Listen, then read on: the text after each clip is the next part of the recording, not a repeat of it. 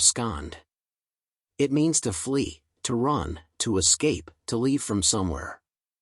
It is a verb and it is used in sense of running from jail or escaping from jail that in most of cases prisoner may do. Well, the word abscond may have converted into a small crazy story. First of all, split the word into two groups like alphabets A, B, split from scon word. Second, if we give attention to the word scon, then it can be a second if we add just alphabet, E, between S and C, after adding E, it would be as a word second. The story begin.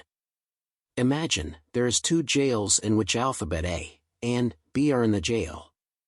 Both A and B are prisoner and now they want to run from jail. A and B broke the lock of jail and flee the jail. They did it in hurry, just in second. Therefore, no police might have seen the whole process.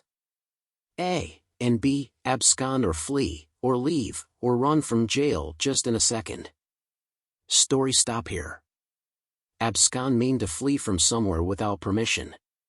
For instance, prisoner absconded from jail despite there was a strict duty of police on them last night, therefore, Dig is so angry now.